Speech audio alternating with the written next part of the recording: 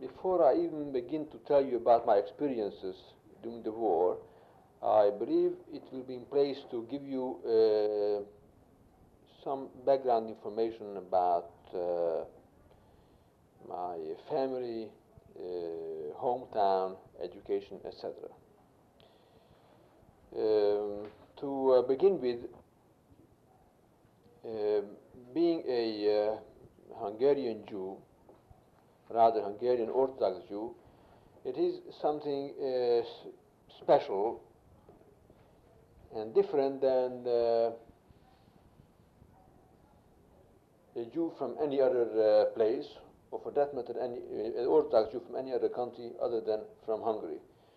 Hungarian Jewry was a rather stratified one from the religious point of view, as it is well known in its broad outlines. It was by and large divided into three groups. There were the Orthodox, who by their very nature represented the historic, traditional element within Jewry. Then at the other end, the other extreme, there were the so-called Neolog Jews, who correspond roughly to the Reform Jews in the United States, with the exception that even though they were the most progressive ones, nevertheless they were by far not as reform-minded in practice as American reform is. And in between there was a so-called status quo Jewish group, which, as its name indicates, did not belong to either. Rather, they maintained a status quo inasmuch as when the secession of Orthodoxy took place from the larger Neolog community at the end of the 19th century, they chose to stay outside of either group and to maintain a status quo, not aligning themselves with either extreme. Now, in Hungary, corresponding to this division, most of the larger communities, Jewish communities, had both Neolog and Orthodox communities existing side by side in the same town or city. However, there were exceptions. There were some large communities which consisted only of a Neolog community, and again, a very few others who only had an Orthodox community. One of these was my hometown, as you well know, called Kisvárda by its Hungarian designation.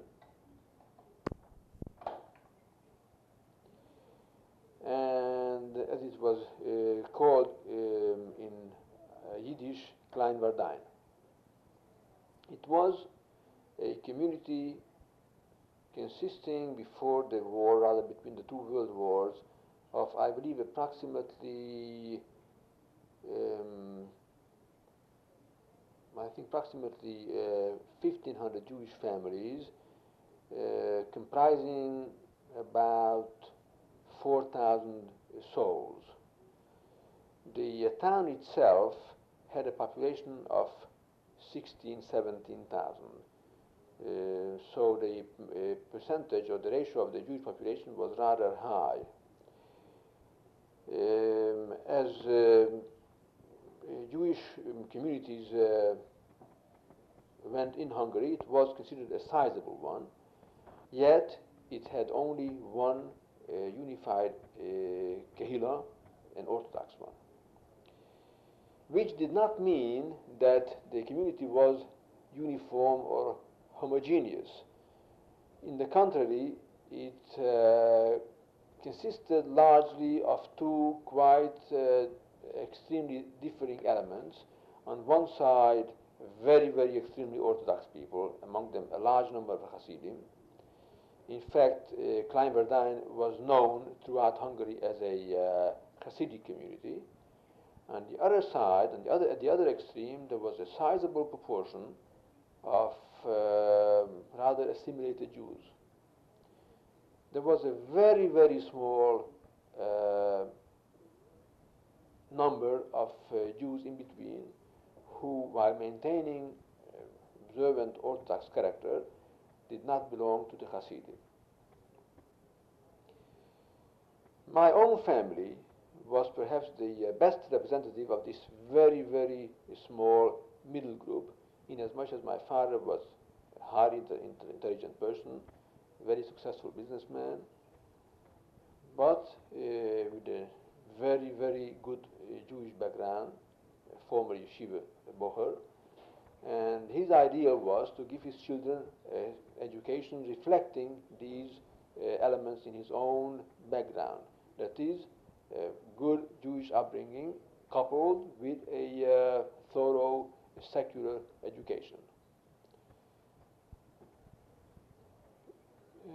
Corresponding to this philosophy, as a child, I was sent to the local Talmud Torah, where we got a very good basic Torah education.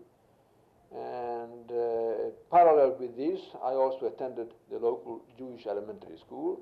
And later, I received private education, through which I finished, or rather graduated from a kind of a middle school, which was considered, at least in those times and in Hungary, to higher than average education. I was 15 years old when I finished this phase of my education in my hometown, and then my father sent me to a yeshiva. That means away from home, where I devoted my full time to learning Torah.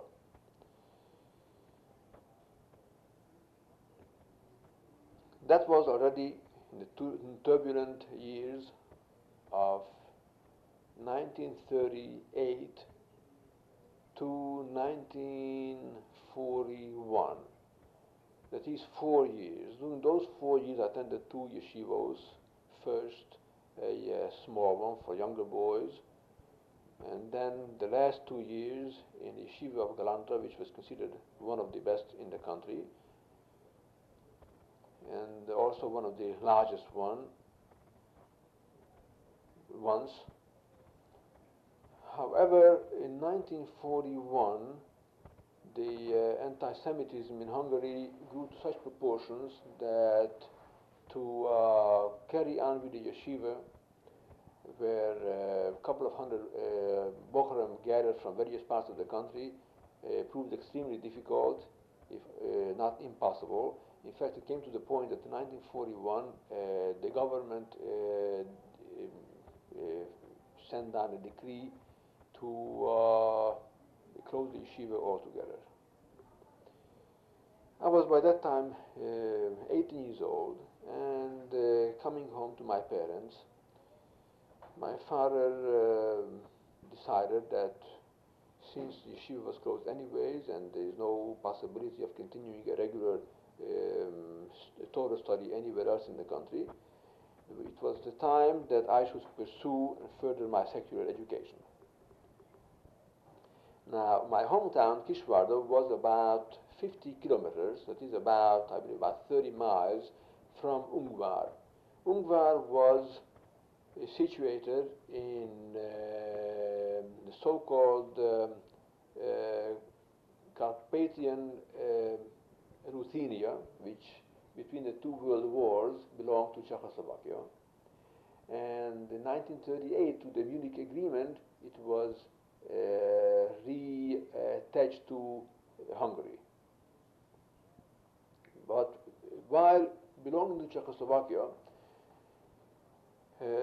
the Jewish social life, social structure of this very old and important Kehillah has changed a great deal in variance with the congregations which remained in Hungary proper, being more open to the world and having more avenues of communication with world Jewry, with Polish Jewry, and with the Yishuv, that time in Palestine. There has grown up in that part of Hungary a very Jewishly very conscious youth, part of which, or a rather large part of it, active in various Zionist organizations, while at the same time, alongside with this, progressive element, a very large proportion of the Ungvar Kahila remain quite similar to my own hometown, Hasidic and very staunchly Orthodox. Due to this fact, the Ungvar community was kind of a proving ground of these various movements, which quite often carried on a very lively and times sharp polemic with each other.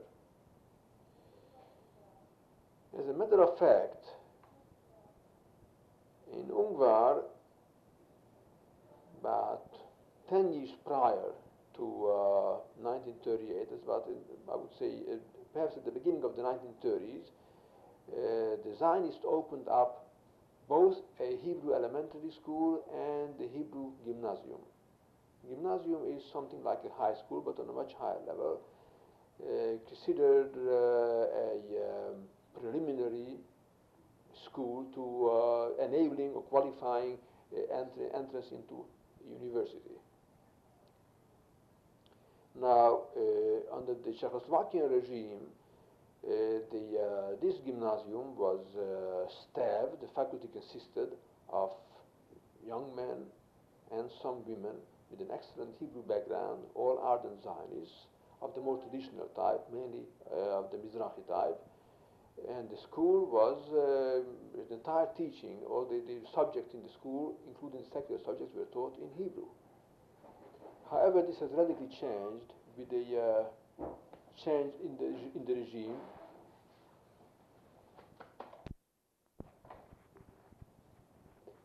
Son? The Hungarian authorities demanded that all secular subjects be taught in Hungarian, with the exception of Hebrew as a language and the religious subjects, which were obligatory. Consequently, and also because of citizenship problems, most of the regional staff, or perhaps all of them, had to leave the school, and as far as I know, most of them went on Aliyah. The new faculty... What year was this in? That was in 1939. Instead, the new faculty consisted of graduates of Hungarian universities, all Jewish, but most of them with a very marginal relationship to Judaism and without any knowledge of Hebrew. Nevertheless, the students themselves and among themselves maintained quite a lively Hebrew culture.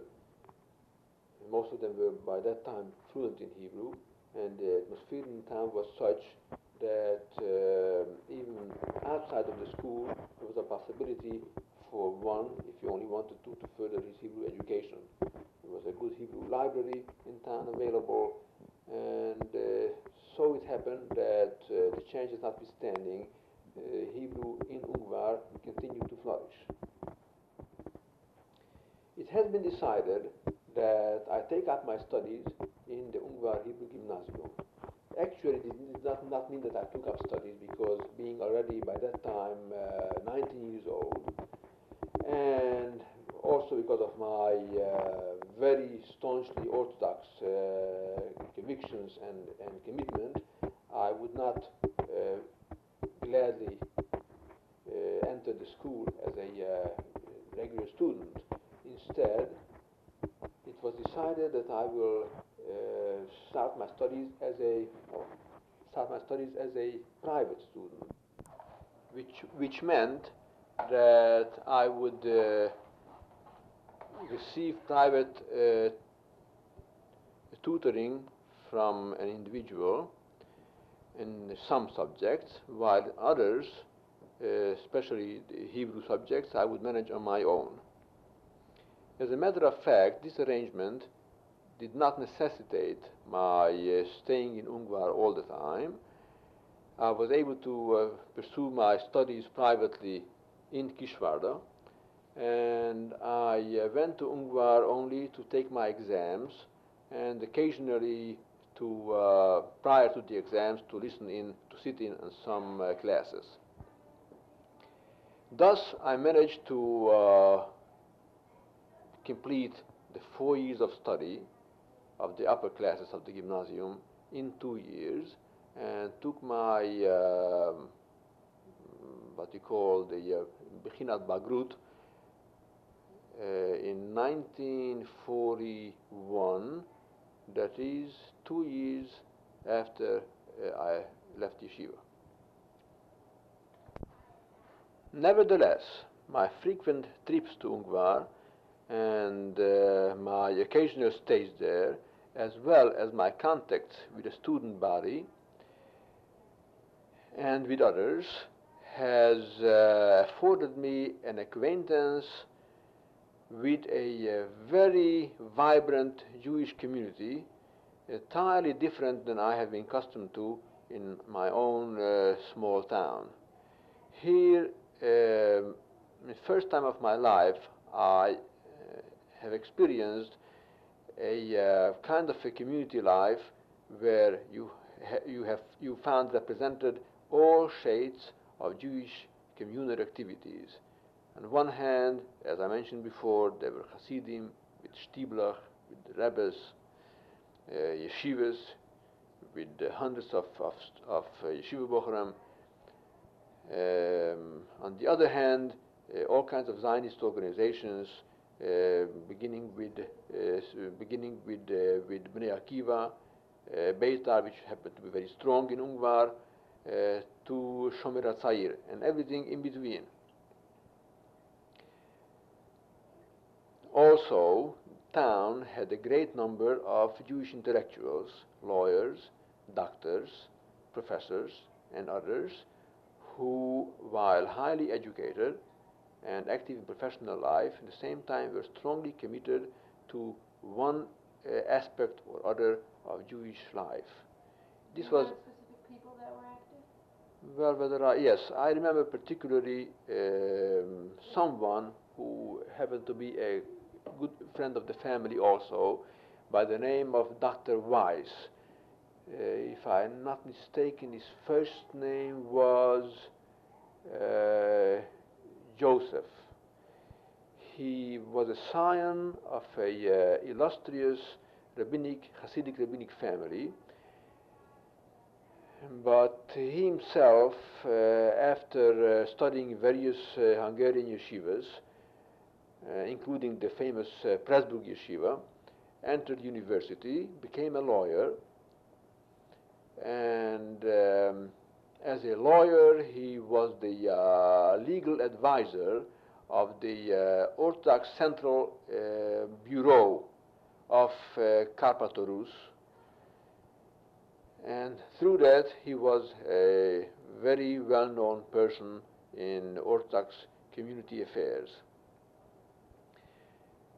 Another interesting person in town, or in the city rather, was Dr. Kraus, Dr. Piroshka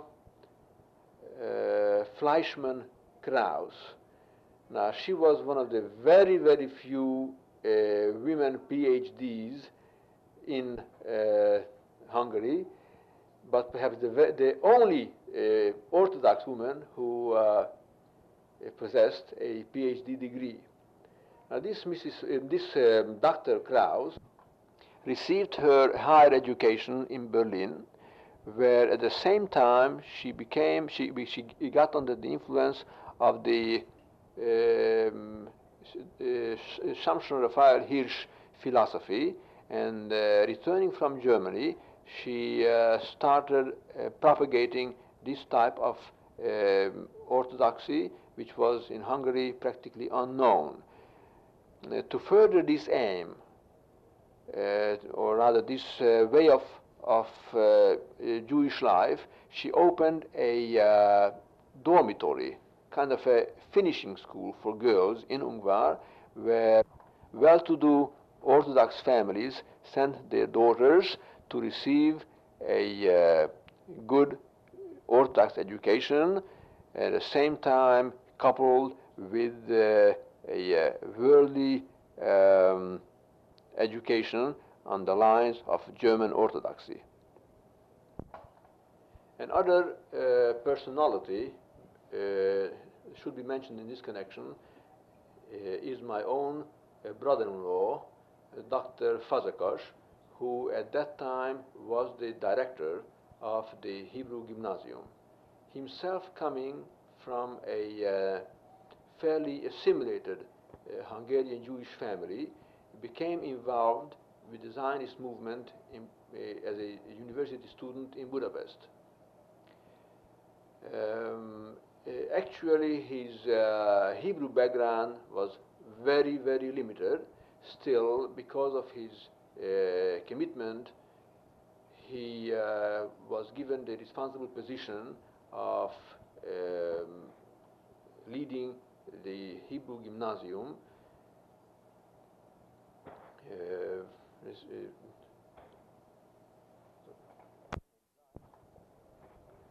And trying to adapt it to the new circumstances under the Hungarian regime.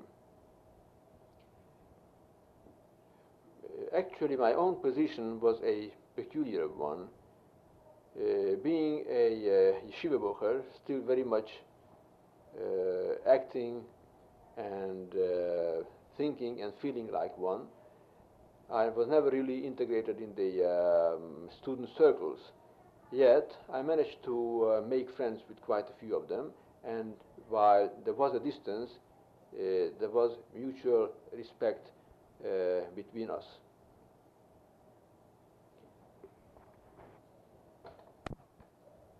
Spiritually, I had more kinship with the local yeshiva, headed at that time by the town's Rav Elimelech Kahana. Yeshiva was a sizable one, boasting of several hundred students, among them many friends of mine, and most notably the son of our own Rav from Kishvarda, Pinchas Rosenbaum.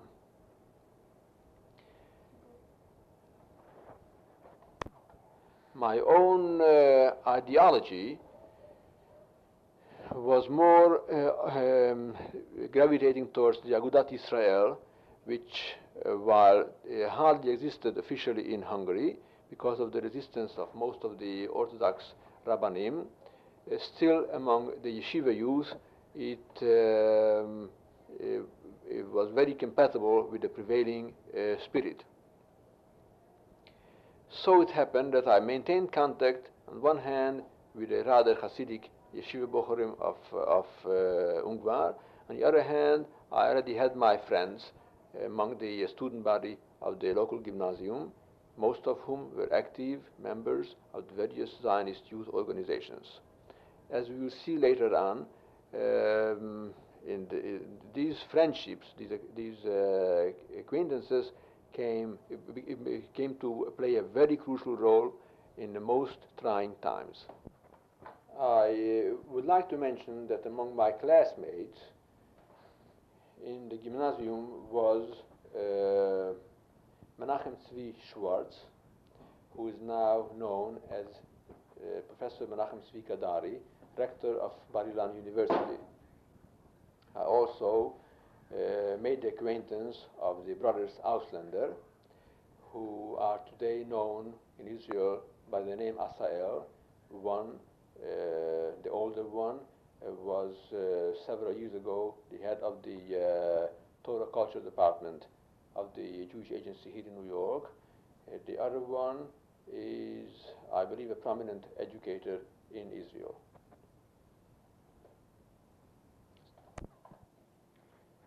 Having completed my studies, in 1941, I returned to my hometown, where, in lack of any other possibility, I joined my father's business. By that time, Second World War was in its full course after the Germans attacked Soviet Russia, and the terrible news about the fate of Polish Jewry trickled down to us Hungarian Jews. We didn't know everything that was taking place in a country only across the borders, and even those terrible news which have reached our ears were received with doubt. Nevertheless, we knew that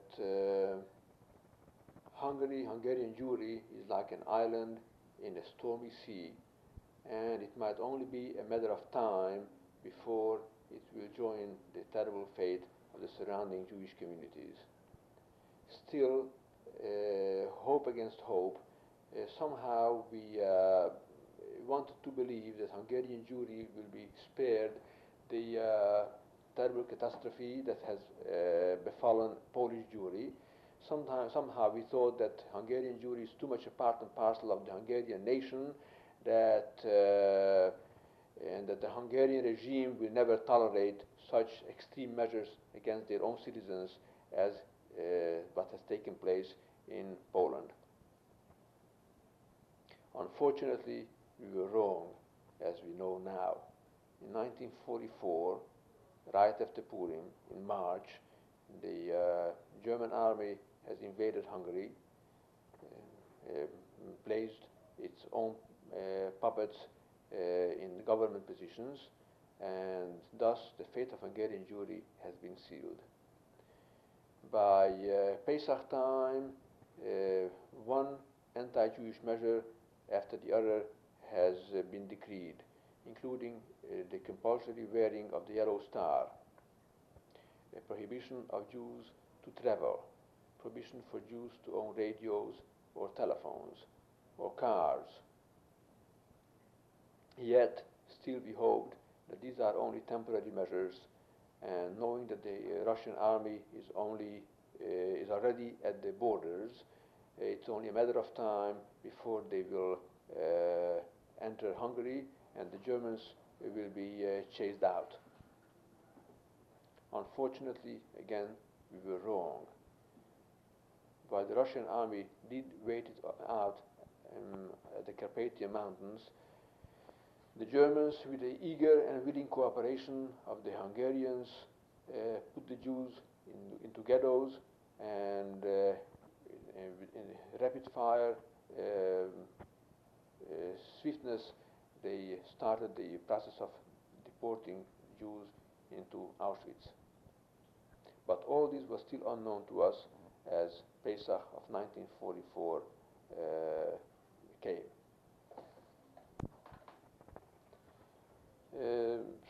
As soon as the Germans entered and the Hungarian local Nazis took over, started the rapid process of preparing Hungarian Jewry for its ultimate fate. Of course, we had no idea, or rather we did not want to know, what all these measures will lead to. For example, take my own personal experience. About a week or so before Pesach, the authorities have called up the young people with some secular education, and they organized them into teams to go around and take a census of all the Jewish inhabitants of town. The reason given was that this way they want to ascertain that no foreign Jews are among the population. In turn, local Jews were promised not to be harmed. Naively, we undertook this assignment, and each of us went to a different part of town and went from Jewish house to Jewish house to take a census of the Jewish inhabitants, including myself. Little did we know that thus we only made the job of the Nazi murderers easier. This way they will not be able to plan their steps, how to make sure that no one will escape from ghettoization. Personally, and together with my contemporaries, that is, those of the same age as I was, How old were you? I was at that time 21 years old. I was concerned with an entirely different danger, that is, the Hungarian labor camps.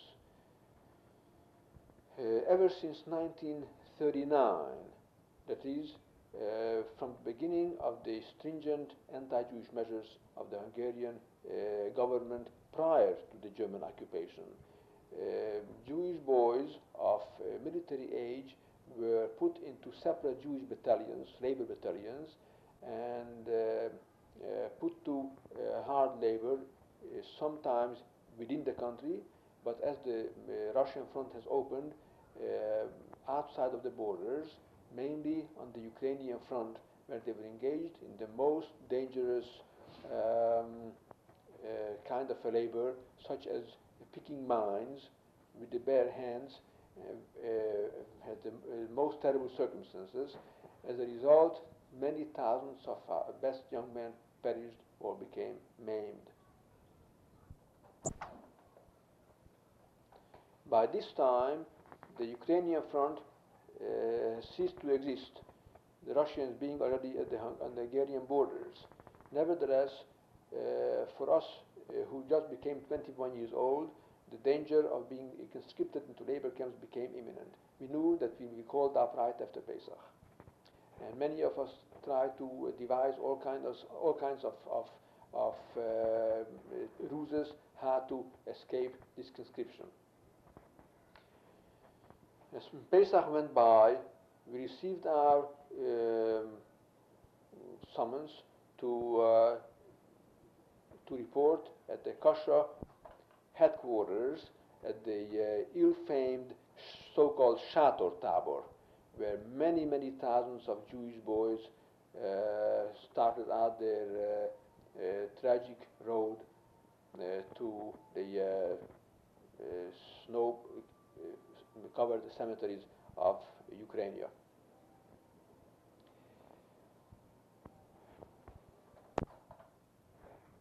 By the end of Pesach, the whole town was buzzing with all kinds of rumors. We heard that whole battalions of the dreaded cock-feathered gendarmes have arrived from distant places with the task of gathering up the Jews in certain designated areas. Also, there was a rumor that the local populace will be given permission to plunder the Jewish houses. Amid such rumors, all the Jews who had some possessions to protect or to hide tried to do so at best they could.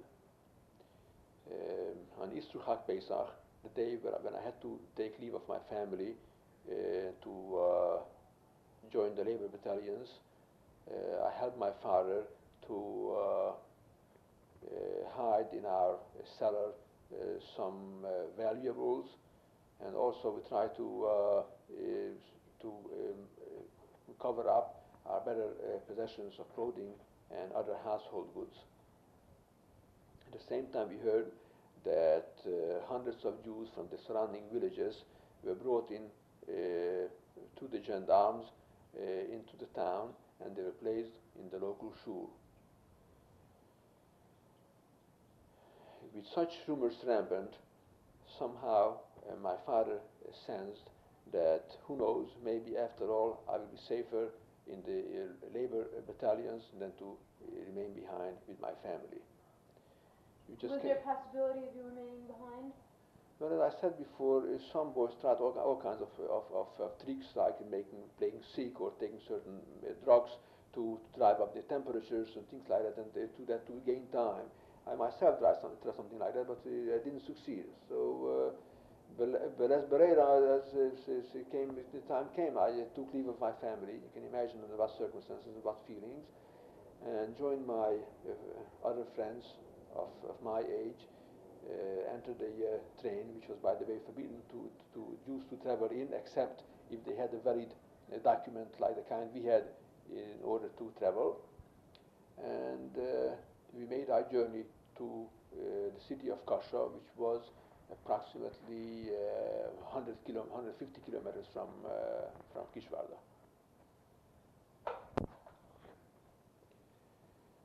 All in all, according to my recollection, there were about 25 young men traveling together to Kasha. Arriving there, we were taken to that infamous Shator Tabor, as mentioned before, where there were many thousands of Jews already concentrated, among them many who of an older age group who already came back from the Russian front, and other thousands of young men of my age who just arrived there from various parts of eastern Hungary. The whole place was like a beehive, buzzing with coming and going. Among them, many Hungarian officers who were called up now to act as commanders of the labor battalions being formed. It took a few days until some order was created out of chaos, and the hundreds or thousands of newcomers were organized into battalions, each with their own Hungarian army commander, vice commander, you call it, deputy commander rather, and armed guards. Nevertheless, they still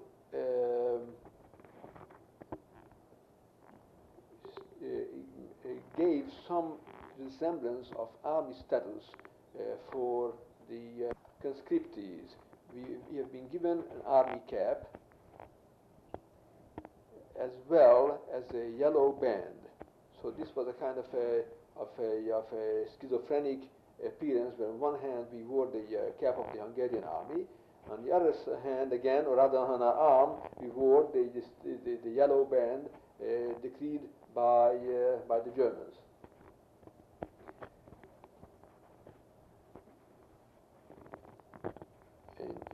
After a day or two, all of us were driven to a large open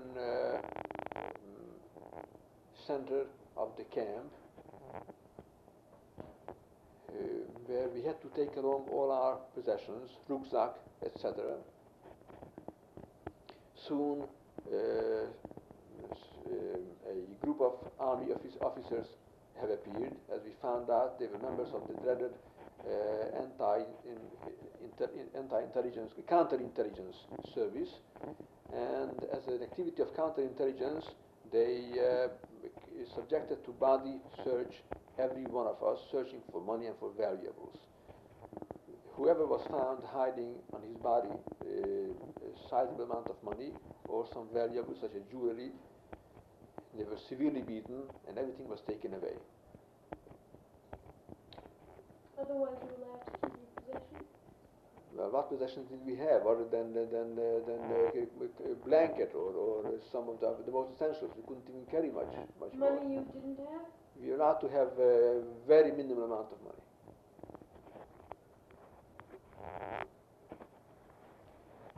After that, the battalions were formed. I believe each battalion consisting of about 200 men. In my own battalion, I had several boys from my hometown, including my very dear and close friend Pinchas Rosenbaum, whom I mentioned before, who was the son of the Rab of our town. Soon we were given assignments, and each battalion was sent to a different place of destination. we were taken up high in the Carpathian Mountains, close to the border of Slovakia, where we were placed in abandoned shacks at the top of a mountain, and we were put to work in forestry. You can imagine how this affected us with our background of city life. Many of us, either students or ex-yeshiva bochurim, how well we were able to handle the axe and the saw, and to cut out trees of 15, 20 foot high trees. In addition, even though it was already May, it was quite cold up in the mountains. Snow was still around all over, and we were simply not prepared for it, as we left our homes after Pesach, taking along practically summer clothing, not suspecting that we would be taken to such places of such severe cold. Our commander was a reserve army officer, in civilian life a teacher, who combined his old-fashioned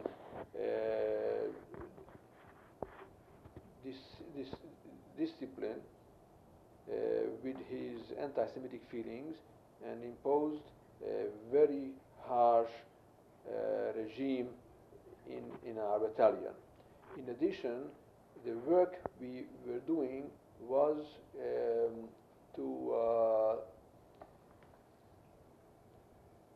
to produce lumber in a government-owned forest managed by a Swabian goy who made no bones about his bloodthirsty Jew hatred, and our commander was only too happy to accommodate him and let him exercise his sadism on the poor Jews. Each of us had to produce a certain norm. I don't remember exactly, but an amount of lumber per day which would have done justice to a professional lumberjack. Naturally, very few, if any of us, was capable of such production. If we were lagging behind our norm, then we were ordered to get up middle of the night or shortly after, marched out to the forest and resume working. In addition to the general suffering of all of us, of cold, poor food, and hard labor, a sizable part of our battalion suffered from being observant. I myself and most of my boys from my hometown, as well as many others, were ex-yeshiva bochurim who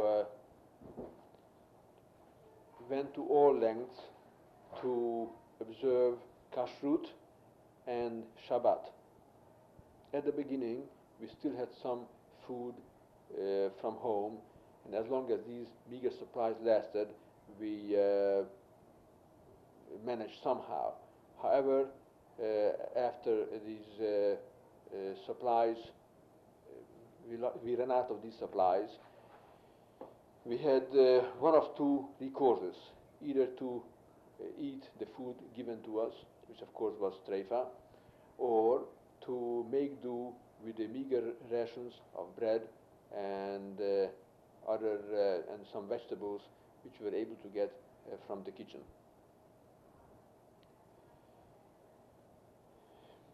Thus, every day more and more of the so-called kosher boys succumbed and gave up their adhering to kashrut.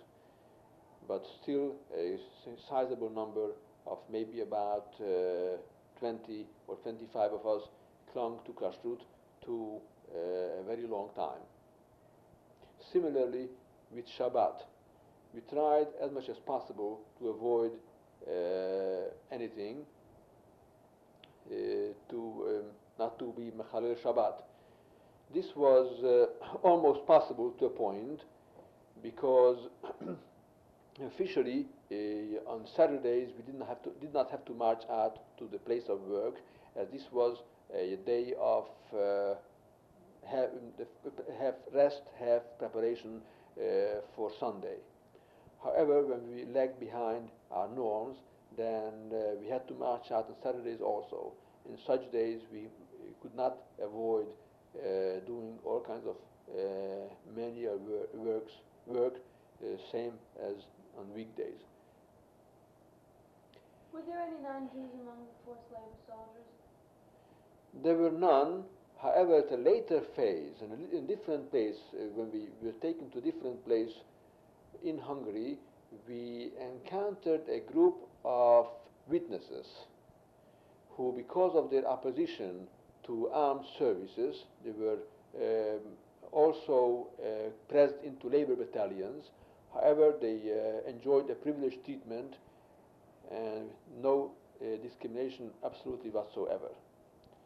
But to return, the difficulties suffered especially by the Orthodox or observant part of the labor battalions. We, even those who could not keep kashrut because of the obvious difficulties, we went to all lengths to be able to observe everything else. We tried to organize a minyanim every morning before we had to march out, if this was possible.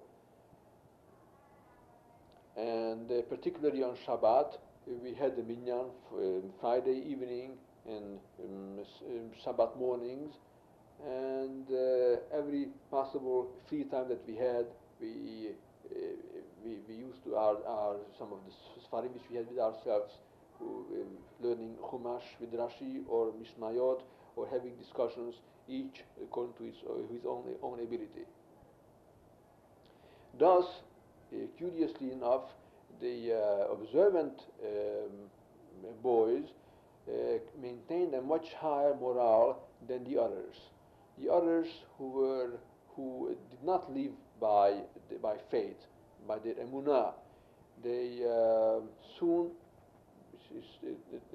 started showing the signs of disintegration.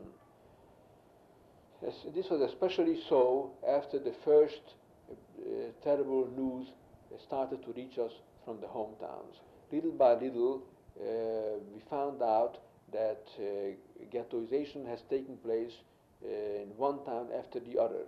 How did you know this?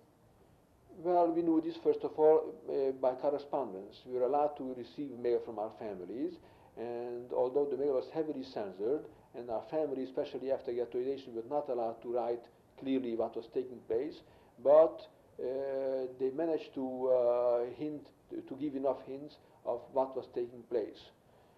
I myself received several postcards from my family in which, in a roundabout way, they informed me that they had to leave our house and they had to move in together with several families in smaller houses in the street, which always used to be heavily populated by Jews.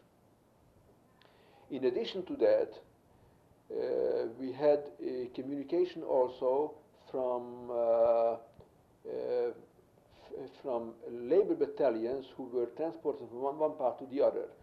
Such labor battalions, for example, one of them we met at the railroad station at the later phase of our service, who served previously in Kisvárda, and they were transported to another place in Hungary.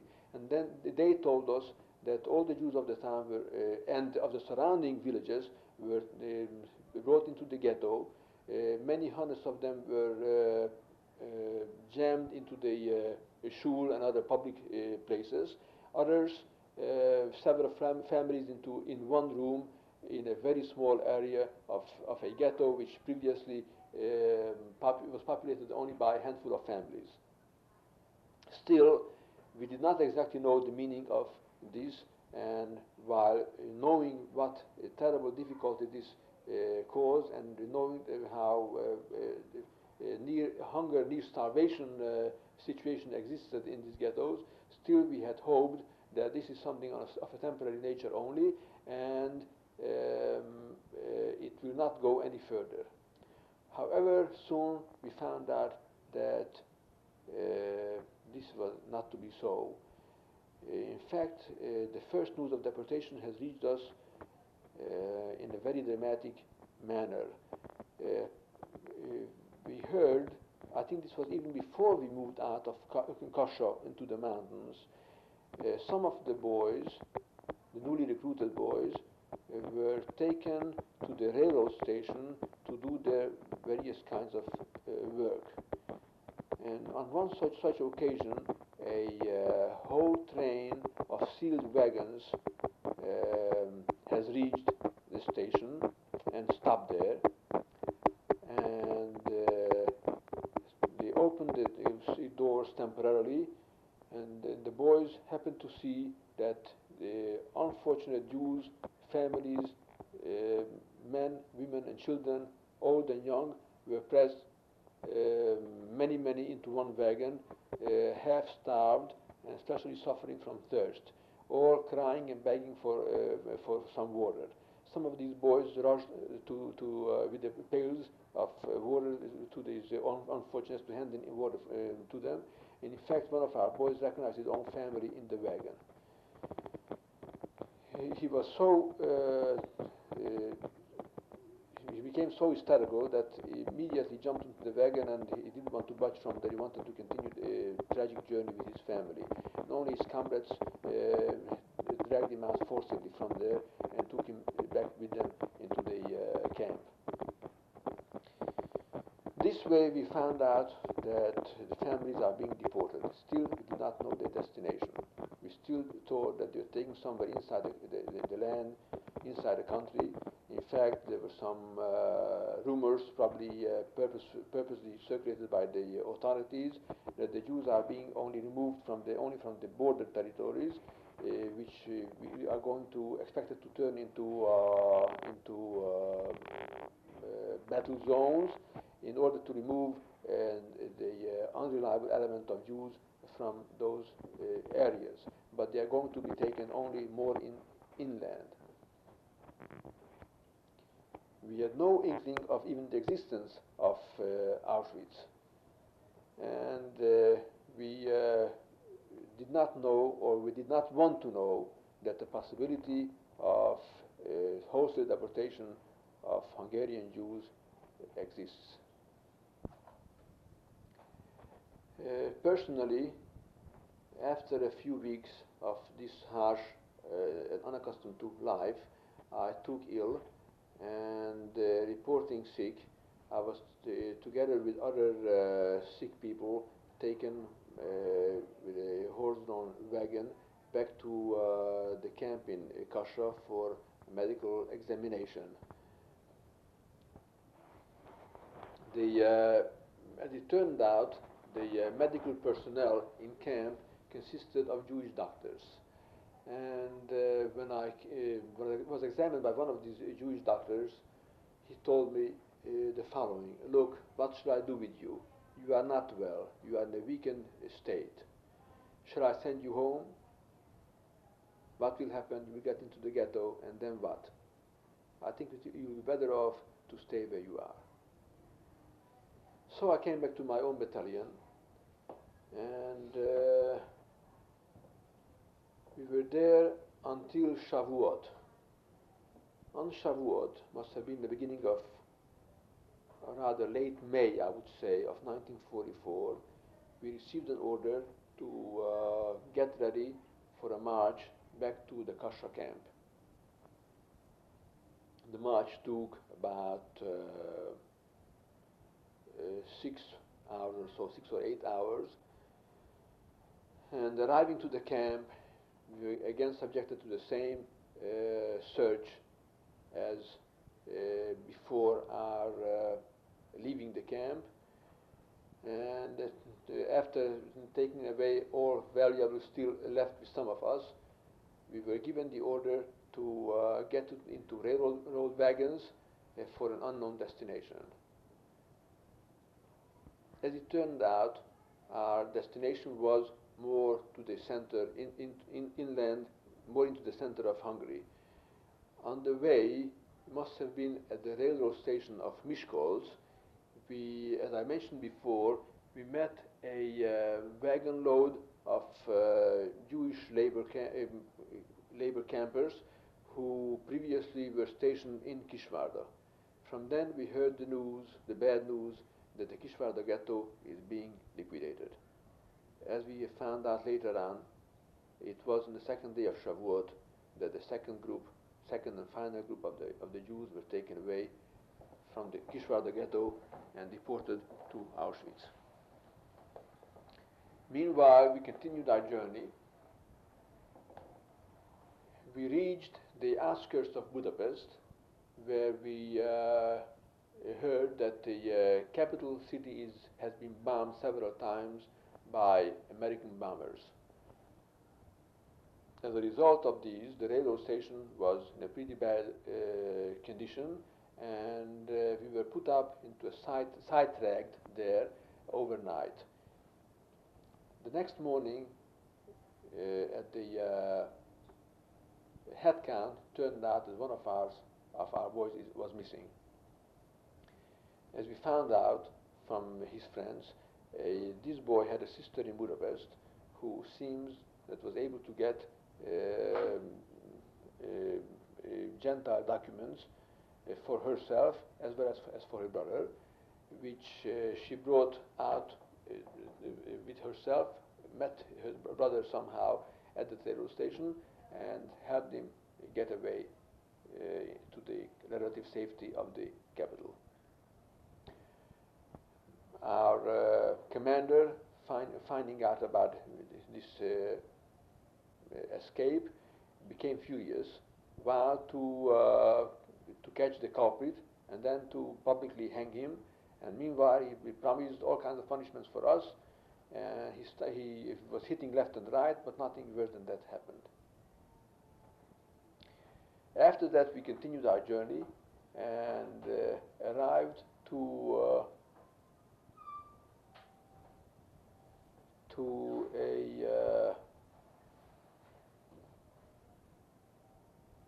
farm area in the center of the Hungarian Great Plains. I would say about 40 or 50 kilometers from Budapest, where we were quartered into an abandoned farm. The next day, we were taken on a march about a mile from this farm, which turned out to be the place of our labor every day after that. This was a forest, in the middle of which there were several barrack-type buildings. Turned out to be ammunition depots. Our battalion was divided into two groups. One group engaged into the loading and unloading of crates of ammunition, grenades, shrapnels, bombs, etc. The other group, including myself, was given the task of erecting embankments in front of every building that should protect these depots in the case of a aerial attack from being hit by aerial bombs. Soon a routine was established. Every morning we marched out to this forest, worked hard all day. Late in the evening, we were brought back to the farm where we were stationed in abandoned stables. And as a matter of fact, quite often we saw the silvery airplanes, United States bombing squads overhead, flying towards Budapest for another bombing mission. but never any attack took place in the particular area where we were placed. Our farm was situated near the Hungarian town of Szolnok. Occasionally, some of our boys were taken to the Szolnok railroad station to do their various kinds of work.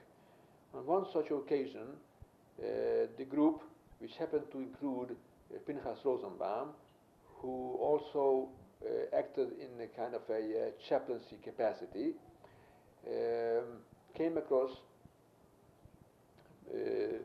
some members of the local Jewish community who told them that they are being taken to a ghetto, to a nearby city, and they have to leave behind all the Sifrei Torah which they had in their synagogue.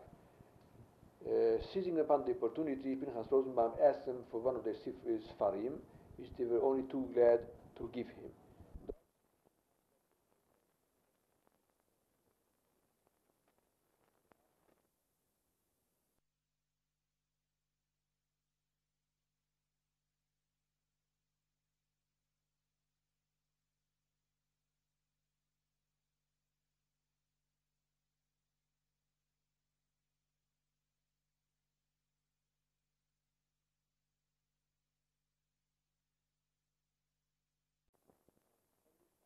Whenever the opportunity was given, we were able to have a real tefillah b'tzibur, including Kriyat HaTorah. It would be an interesting topic to discuss the composition of our battalion, which in itself reflected like, or rather not unlike, a drop from the ocean reflects all the characteristics of the ocean itself. So this battalion had all the characteristics of the Hungarian Jewish community at large. First of all, age-wise, our battalion consisted of two distinct groups. About a half were young men of my own age, at least 21 years of age. The other half consisting of older, that is in our eyes older group of men born, I believe, in 1906 and 1908. That is that time 46 and 48-year-old men, veterans of a couple of years service in various labor battalions, and all of them, without exception, family men who left their own families behind. Now, we youngsters, embittered as we were about what was going on in our own hometown with our own families, parents and sisters and brothers, still somehow were better able to take these terrible news reaching us. However, the older men who left behind wives and children, they were in a terrible state of mind.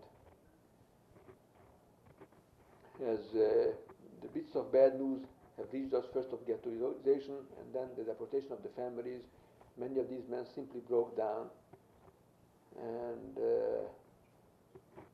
it caused also, besides everything else, caused quite a lot of friction between the two age groups.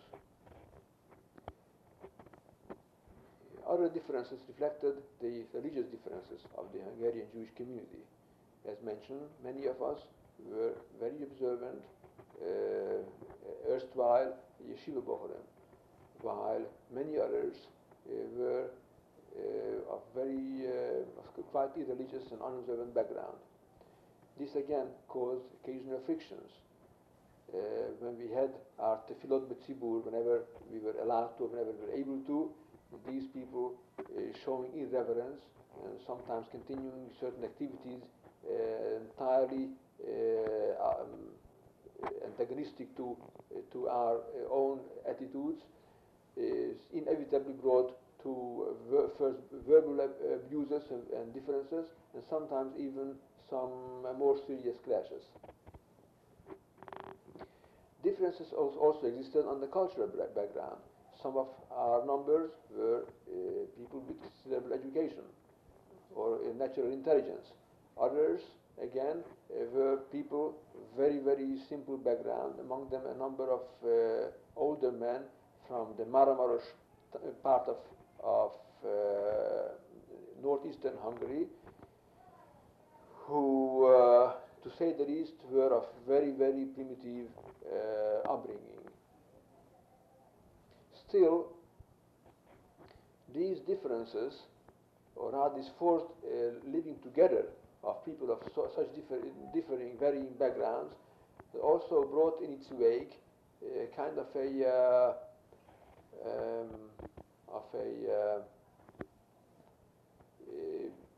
togetherness, or getting closer together.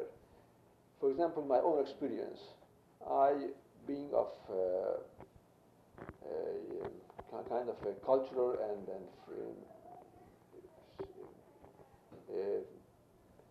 urban background, not being used to physical labor at all, I was very hard put to keep up with our assignments.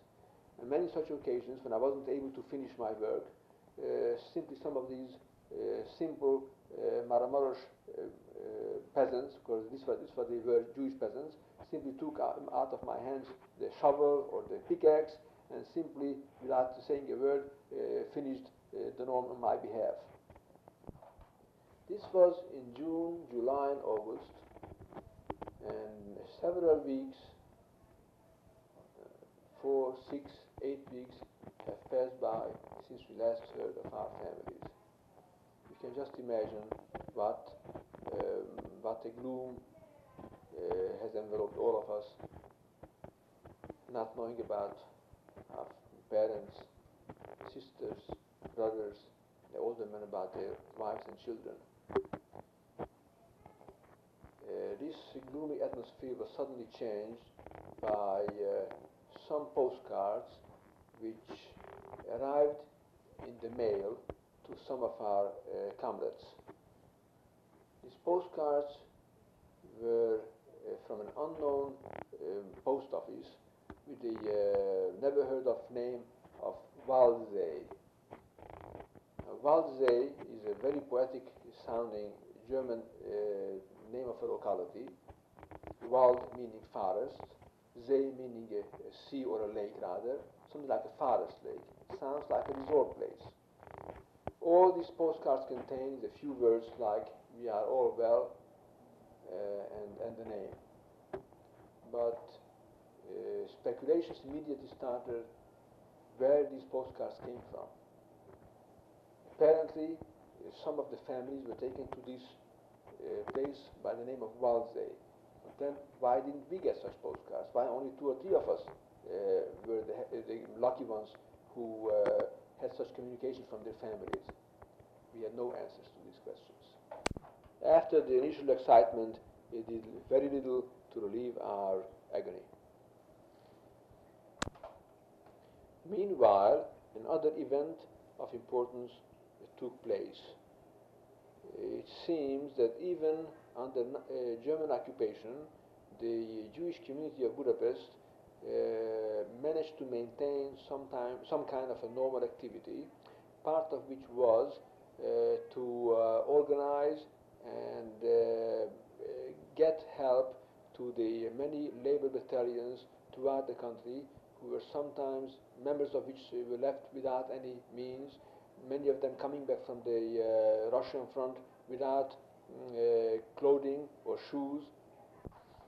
At any rate, an aid committee was active in Budapest in behalf of the various labor battalions throughout the territory of Hungary, seemingly with the approval of the authorities. As a matter of fact, if I'm not mistaken, this must have been already after a more liberal regime took over from the extreme Nazis who had been the puppets of the German occupiers. By that time, I believe General Lakatos more moderate Hungarian officer became the prime minister, and under him a great number of anti-Jewish measures have been relaxed. Concerning our own company, our own battalion, again a committee was sent to the capital with the participation of Pinchas Rosenbaum, our chaplain, to approach the committee in Budapest and to get hold of as much supplies, particularly clothing, as possible. After a few days, Pinchas Rosenbaum and his comrades came back with some items of clothing, shoes, etc., which have been distributed among the more needy members of our battalion.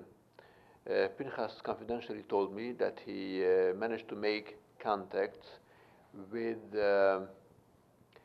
his Haverim in Budapest, with whom he had been active in the Bnei Akiva movement, and his Haverim urged him to stay in Budapest, join their ranks,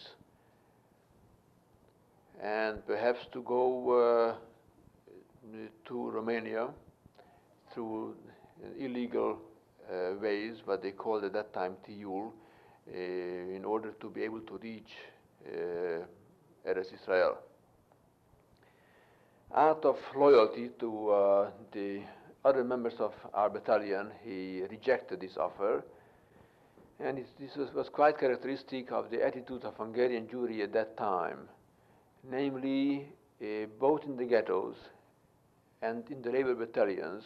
Whenever the opportunity has presented itself for some individuals to escape, very few of them availed themselves of such opportunity, out of the fear that if they would escape, that would endanger the remaining members of the ghetto or labor battalion, or whatever the case may be.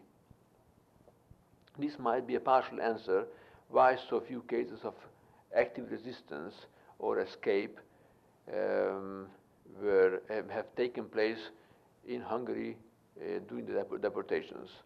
The main reason was, as I said, in this particular case, it was in this particular case that we were always afraid that this would have its repercussions for those who stayed behind. I think that it was at this point and through this incident that I found out about Pinchas Rosenbaum's Zionist past. As I mentioned before, he was the son of our Rav, Ben Harav, Ben Benoshel Rav, and as such, in the Hungarian staunch Orthodox atmosphere, it was practically unthinkable that he should become a Zionist. Moreover, his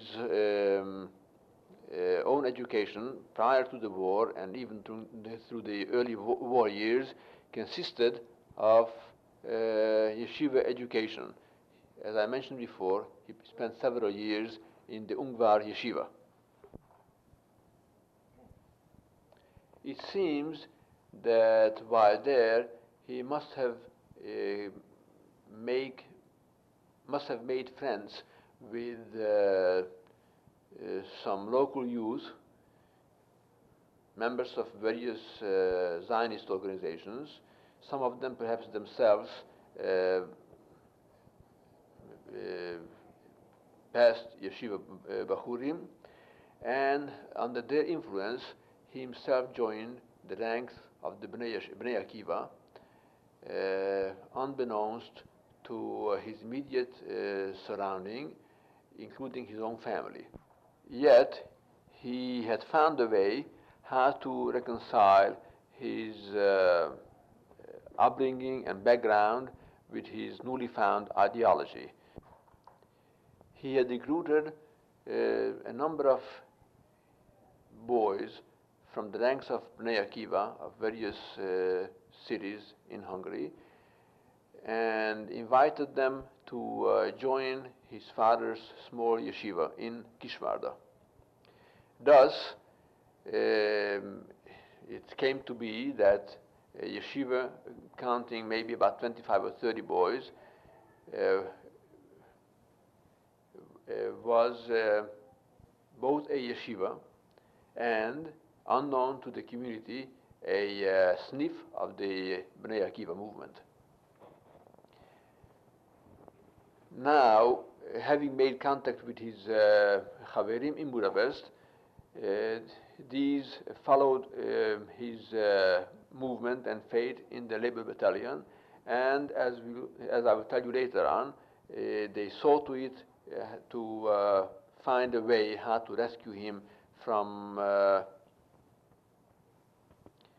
later from certain deportation.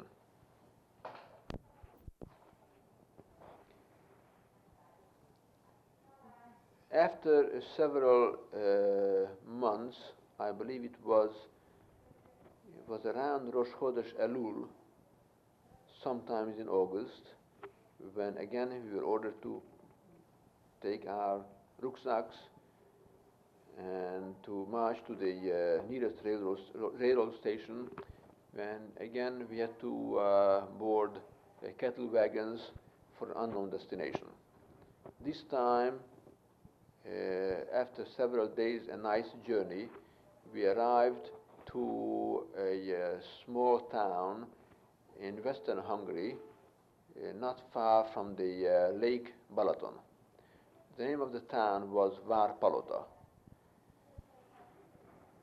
It was here when we were first time confronted by the total disappearance of an ancient, rather old and flourishing Jewish community because of the ongoing deportations.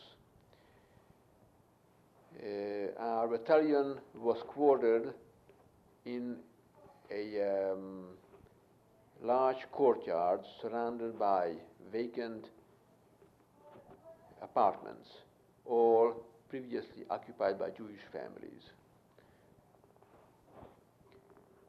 I remember that as we moved in to our new quarters, we still found pieces and scraps of family possessions, photos, letters, and such things which were not found valuable to be plundered by the local populace. Also, as we made our daily march to our new places of labor, we passed by one of the main streets of town where the old and famous synagogue was situated. Now all empty, its broken windows boarded up.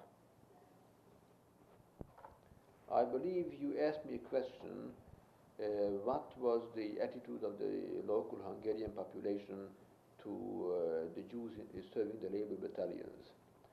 Well, actually, we had very few points of contact with the Goyim.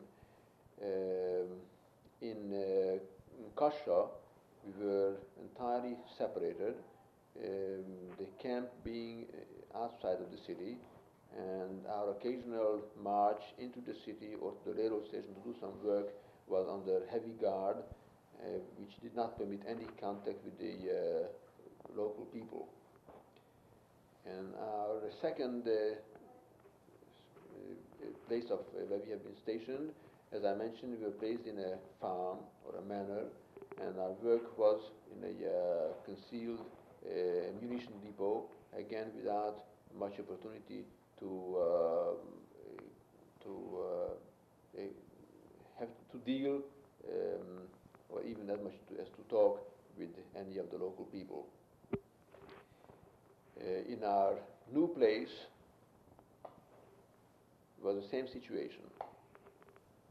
The only point of contact was the place of work, wherever we had to do the heavy labor, whatever we have been assigned to.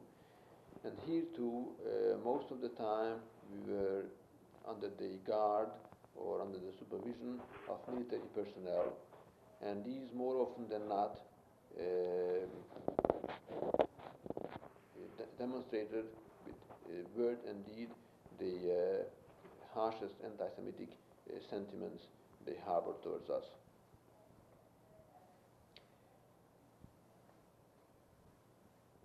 As a matter of fact, here in Varpalota, our labor battalion was divided into 3 groups. One group worked in a local chemical factory, probably with something of a military nature. I think it was, they were producing, let me try to recall, I think it was nitrogen or something of that sort, something used in the munition manufacture. Another group again was active in building roads to approaching a military airfield. My own group was put to build temporary barracks for the army on the outskirts of the town. It was here that we came in contact occasionally with some German Wehrmacht soldiers. Strangely enough, we suffered the least from these. They did not seem to care that we were Jews, and their attitude towards us was correct. On the other hand, the Hungarian army personnel, and particularly their officers, were rabidly anti-Semitic, and they caused us all kinds of difficulties whenever they were able to. I will never forget, it was a hot summer day. We had to work under the blazing sun, and there was no drinking water nearby. So about 2 or 3 of us, including myself, were assigned to go to the army camp and fetch water. On our way back, we encountered an army officer on horseback who, upon seeing us, grew into a rage, drew his revolver, and threatened us with shooting. His words were unintelligible, but simply outraged by seeing Jews. It was small wonder, because by that time even we heard about the bad news, that is for the Axis on the front. The Russians were already swept over the eastern half of Hungary. They already occupied Yugoslavia, and we heard rumors that the Russian army is already on the southern border, ready to invade the western part of Hungary as well. As a matter of fact, a couple of months later, this happened to be the case.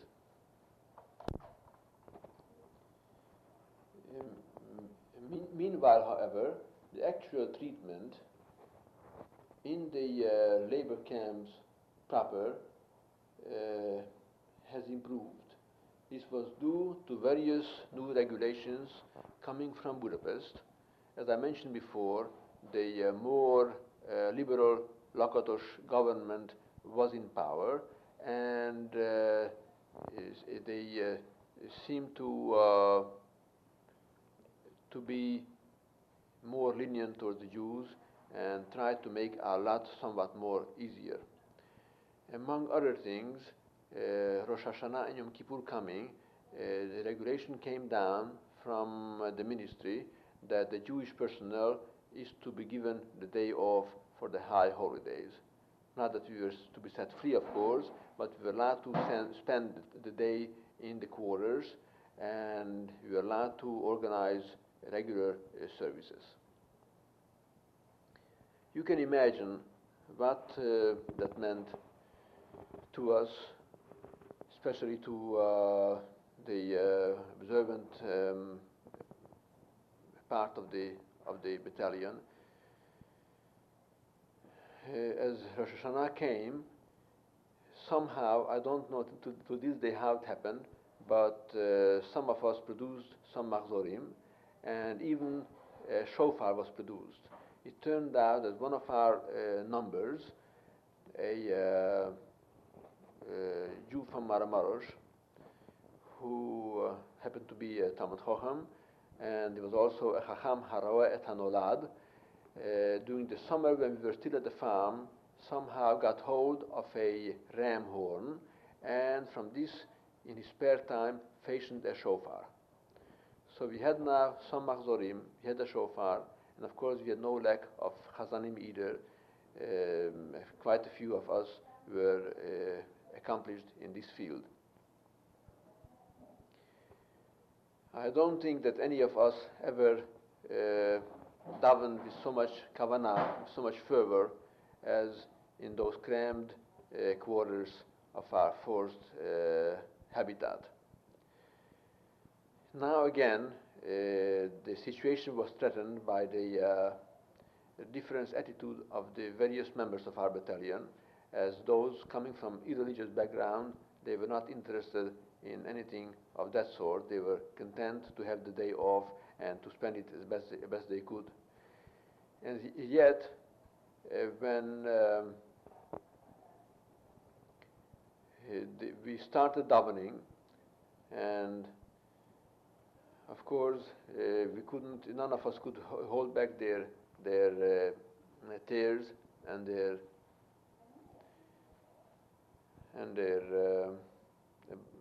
flow of the broken heart. The other boys who were resting on their straw mats, half naked because of the heat, could not help but bitterly cry together with us. This relative freedom did not last long, however. In October, I believe, the extreme Nazi, a local Nazi party, Hungarian Nazi party, made its putsch against the Horthy regime and embarked on an all-out bloody terror against the remaining Jews within the borders of Hungary. It so happened that at that time I was away from my company as I took ill, and I was taken to kind of a clinic, a semblance of a clinic rather, in the local army barracks, where although no treatment was available, I was at least in a clean bed and free from marching out to work. Periodically, I was visited by some of my comrades, and from them I heard what has taken place in the capital, and following immediately also in the local town. The Hungarian Nazis, not having any more Jews among the population, they wanted to vent their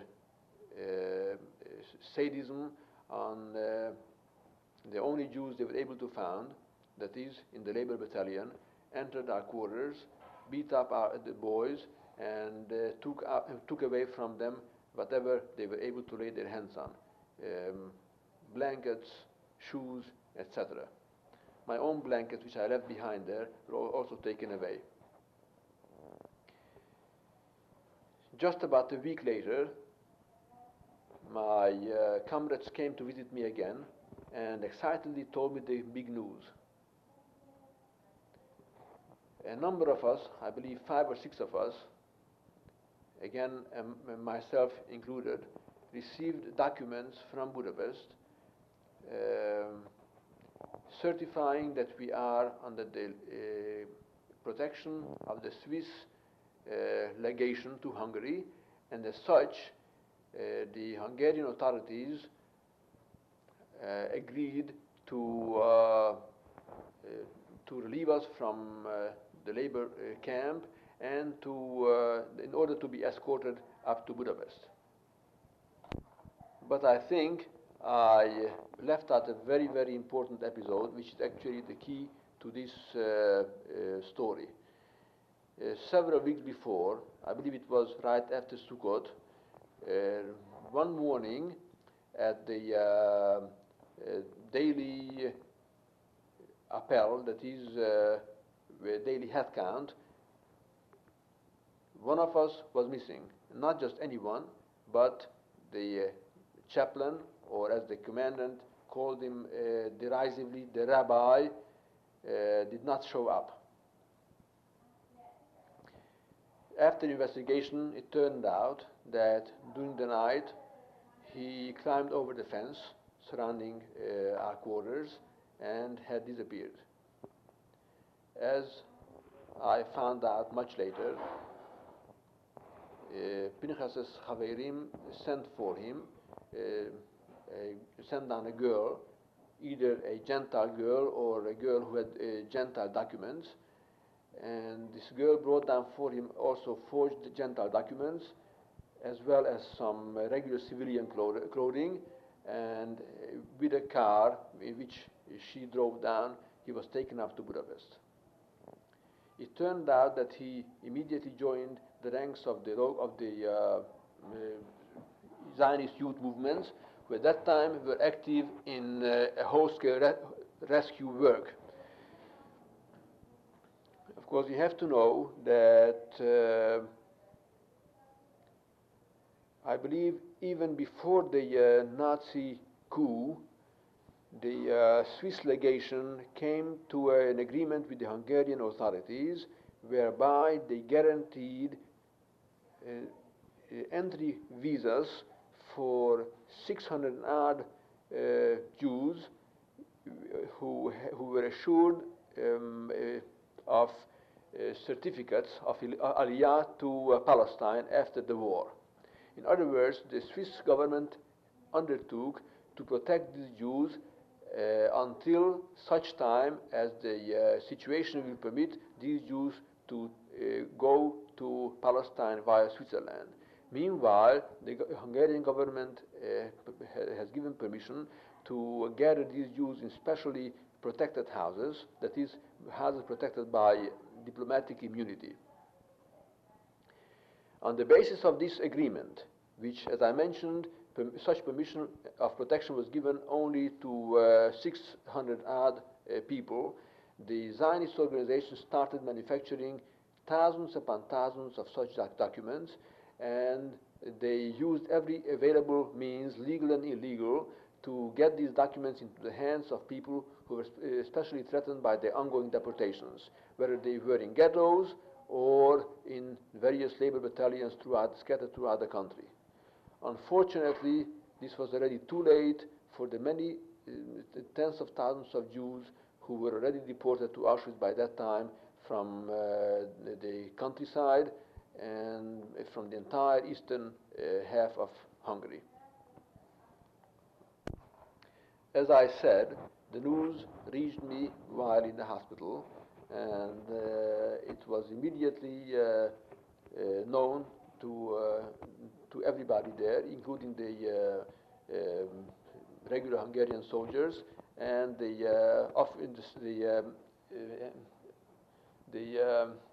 officers in charge. In fact, one of the petty officers, was quite a decent fellow, told me that if I get up, I will be taken up to Budapest, I should remember him. He gave me his name, and I should get for him such a Schutzpass also.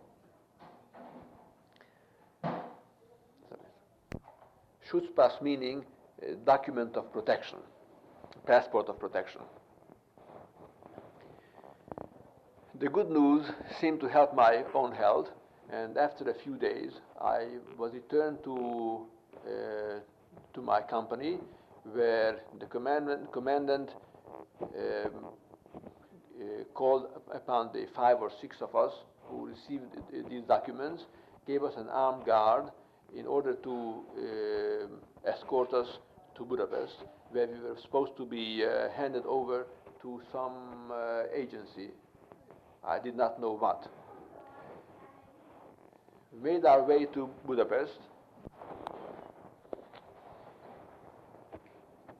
and we were taken to a huge synagogue. It was called the Synagogue of Arena Street. It was on the outside a modernistic looking building. It seemed to have been built only 10, 15 or 20 years before. At the gate we were accepted by some Jewish men with the three-colored armband of Hungary. It turned out that these were veterans highly decorated veterans of the First World War, and as such they enjoyed certain privileges. Once we were behind the gates of this ex-synagogue, in front of our eyes had unfolded an unreal, surrealistic world. It was almost like Dante's Inferno. First of all, the entire building was jam-packed with people. People were all over. Downstairs, among the pews, upstairs where the women's gallery used to be, people milling around on the narrow yard around the building, people practically hanging from the walls. And what kind of people? It was a gathering of the remnant of Hungarian Jewry, with its reflecting the terrible misery of the preceding few months. There were hundreds of young men who lost their labor battalions, and as such they were caught by the military police and brought up and put in this miniature concentration camp. There were many women, also seemed to have been former inmates of the various camps of internment throughout the country, who, when the deportation started, were brought up to Budapest and dumped here. There were a number of insane people, must have been inmates of very insane asylums. Now the deportation started, they were simply discharged from their hospitals and put here. The stench, the crowdedness was practically intolerable. We felt sorry that we let ourselves be lured by the promise of freedom and left our labor battalions. We wished we could go back, but of course there was no way of going back. Several times a day they were announced to go and line up for food. These lineups were torture. Hundreds of, perhaps thousands of people clawing at each other, standing in line for the measly little portions of watery soup or so-called black coffee or a piece of black bread with a piece of margarine on it. But the biggest torture was what was taking place in front of the few toilets. Thousands of people, most of them sick with dysentery, standing in line to be able to relieve themselves. There were people in charge at each one of them, and of course these were the most shady characters, probably the drag of society on the outside, who now made a business out of keeping the people in line. for whatever money they were able to get, they gave preference.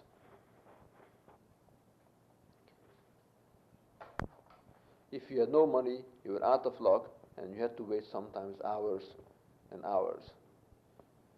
We spent there altogether, I believe, 24 hours, but it seemed like an eternity.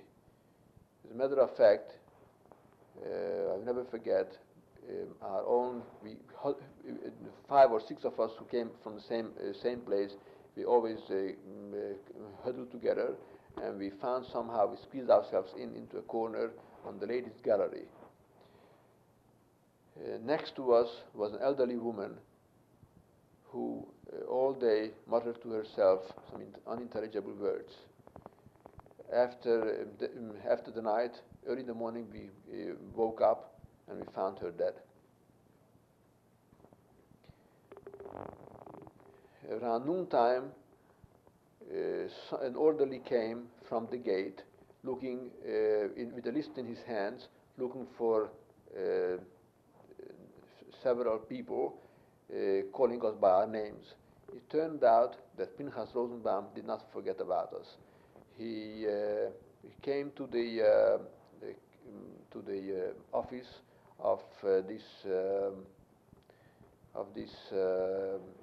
camp of internment, whatever it was called, and we still don't know what documents he produced, which gave instruction or order for the commandant to send us over by armed guard to another place. So we were summoned to the office and were given a guard who took us to another part of the capital and took us to a building which on the outside looked like a glass office building. There was a strongly guarded gate, guarded by some Jews, and with the paper in his hand, he handed us over to this guard, and we were let inside. It turned out that this house was one of the houses purchased by the Swiss legation to house the Jews under their protection. At the time we entered, it already housed maybe about 1,200 to 1,500 people. It was not a big house. It used to be the offices and the warehouse of a glass wholesale merchant, and the place was jam-packed with people from basement to the garret. It was, however, the most striking example of how people can organize their lives on lines resembling the normal in the most abnormal circumstances. Since the place was, since this arrangement came to exist under the, or rather through the activities of the Zionist movements, the entire place was organized and run on Zionist party lines. Each Zionist organization, from the Mizrahi on the right to the Shomer HaSair on the left, had its own quarters within the building where they carried on with some kind of organizational activities, cultural and otherwise. The Shomer HaSair had its quarters in the basement. There were rumors around that they even had some machine guns and other weapons hidden in case of some armed uprising on the outside that they would join. The Mizrahi, and particularly the Bnei Akiva, was quartered in the garret, and that's where I and my friends were placed by the instructions of Pinchas. There was only one corner of the building, rather a deep basement, cellar, which was outside of the pale of Zionist organizational life. This was the so-called Orthodox cellar. Here were quartered the remnants of the local Orthodox community, some Rabbanim, families with young children, old people, in the most incredible crowded circumstances. These were considered as the pariahs of the place because since they could not boast of a Zionist past, rather they were affiliated and identified with the anti-Zionist attitudes of official Hungarian Orthodoxy. They were at best tolerated in the place. Actually, volumes could and should be written about what was going on within the confines of this glass building. I don't think that I should or could go into all these details. In brief, at the time I arrived there, it was, I believe, around Rosh Chodesh Kislev, just a few weeks before Hanukkah. The place was still in formation, and people still kept on arriving, mainly from labor battalions, but also from the Budapest ghetto, which at that time has been formed, and where life has become more and more intolerable and dangerous. Every day there were heartrending scenes to be observed at the gates. The gate was, as I said before, was strongly guarded by some strong men, with a strict instruction not to let in anyone unless authorized by one of the Zionist organizations. Yet hundreds of people milled around in front of the gate every day, begging to be let in or trying to sneak in. Most of them were chased away, turned away. It happened several times that the Nazis arrived and they found an easy field of catching or shooting Jews right in front of our own eyes. By the time the full Zionist terror was taking place in Budapest, in the ghetto, the building at Vadász utca, that where the building was located, was filled intolerably. I believe at that point the small house housed about 2,000 people. Conditions were impossible. The main problem here again was problem of hygiene. The few toilets which served regionally a staff of maybe about 10 people in the offices of the glass dealer were inadequate, to say the least, for 2,000 people. The scenes in front of these toilets were beyond description. This problem was finally solved to some extent by simply digging open latrines in the center of the small courtyard. As the terror on the outside increased, our existence became more and more precarious inside. The existence of such a number of people could hardly escape the attention of the Nazis on the lurk outside, and they made several attempts to get us out of the protected house and to take care of us. Thus, one day, a number of them with drawn pistols entered the building and looked for the people in charge. They, I believe, they met Mr. Weiss, who was one of the owners of the building, and Simcha Hunwald, one of the leaders of the Shomer HaTzair, and took them with them. Both disappeared, and we later found out they were both killed by them. On another occasion, it was middle of the night, and in fact, I myself was that time on guard duty, because every night a number of us were assigned to guard, to make sure that no attack takes place. And I was relieved about, I believe, about 12 o'clock, and before I even fell asleep, I heard some suspicious noise. It turned out that some gendarmes have climbed up the fence from the adjoining building and came down through the roof into the building with drawn rifles. They ordered all of us to gather in the courtyard, and we could easily imagine what this would mean. It took several hours. They ordered all of us to raise our hands, and took several hours until they negotiated again with some of the leaders. It turned that either some intervention must have taken place from the outside, maybe from the Swiss delegation, but at the end they left and let us unharmed. On still other occasions, they simply penetrated the gate from the outside, from the street, rammed the, or rather I think they rammed the gate, rushed into the courtyard, and simply lobbed some hand grenades into the cellar, which, as I mentioned before, was populated by Orthodox families.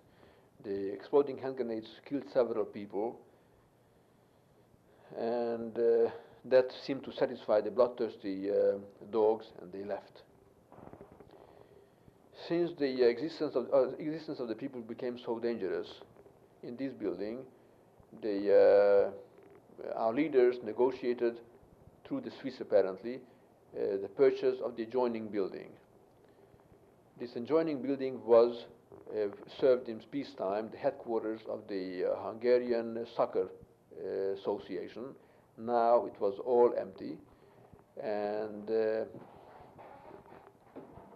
the idea was to purchase the building and transfer at least part of the people hiding in number 29, that was the number of the first building, to transfer to number 31. For that purpose, they simply broke through the common wall of the two buildings, and several hundred of us were ordered to climb over and take up residence in the adjoining building. Here again, this transfer was an example of a pattern which has been demonstrated on every point in number 29, namely the constant clash between the older generations and the young ones. The power was concentrated in the hands of the youth organizations, and the older generation, even those with a rich Zionist past, were at a disadvantage. They were the youth had a patronizing attitude towards them, and they were felt disadvantaged on every point. Now too, when this other building was purchased in order to provide a more safer haven for a part of the people inside, the youth was the one who was sent over, and the families and the older people were left in the much more exposed, much more endangered number 29. This transfer must have taken place, I believe, in the second half of December. Here, having more elbow room, the various organizations saw to it that all of us should be occupied with some activity. The main activity was, of course, cultural. Each organization, according to its own ideology, carried on lectures, courses, Hebrew courses, and such. An interesting sideline should be mentioned that at that time also, when we transferred to the other building, finally, after long negotiations and after a lot of bickering, the Zionist organizations have acknowledged the Agudat Israel as an organization worthy of protection, and those of us, including myself, who could not boast of a Zionist past, were nevertheless permitted to stay in the building and enjoyed its protection same as all the other Zionist organizations. Now, whereas in number 29, through Pinchas's intervention, we were tolerated to stay within the ranks of the Bnei Akiva, although we did not belong there. In the new building, number 31, we formed a separate entity. We occupied a separate room and organized our life, if this is what could be called, and our activities on lines in keeping with our own ideology and way of life. An interesting fact to mention is that that while we were Agudis and not really members of any of the Zionist movements, yet the instructors for the Hebrew courses for the Mizrahi and other organizations came from our ranks. It so happened that I myself, graduate of the Hebrew Gymnasium of Ungvar, and several of my Chaverim, who, although did not receive such formal Hebrew education, but on their own, they were quite accomplished in Hebrew language and literature. We served as instructors of Hebrew for the Zionist organizations. By the end of December, Budapest was surrounded entirely, encircled rather, entirely by the Russian army, and the fall of Budapest was only a matter of time. The battle for the capital has begun in earnest, and the first phase was the constant bombardment of the city by the Russian bombers. Naturally, the bombing was indiscriminate. The Russians could hardly have knowledge, and even if they had, they could not care less, that number 29 and number 31 of Varasutsa has 2,000 or 2,500 of wretched Jews, and it happened on several occasions that the bombing took place in our immediate vicinity. On all such occasions, as soon as the air raid sirens started, we were ordered to go down to the basement. But we could not really care for our lives at this point, and many of us didn't heed these instructions, and we remained in our rooms. On one such occasion, in fact, a bomb hit our building, and it fell through the roof, and it landed in the ceiling of our room. We saw its tip peeping out to the hole, and we didn't as much as bat an eyelash. We simply stopped caring for our lives.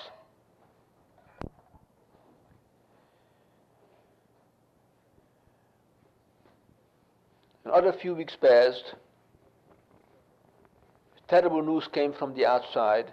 The ghetto was starving. Thousands of people died every day without being buried. The Nazis were shooting left and right. Every now and then they simply entered the ghetto and they killed hundreds of people. Whomever they found on the outside with Aryan papers, if they discovered that they were Jews, they shot them on the spot. The Danube was red with blood.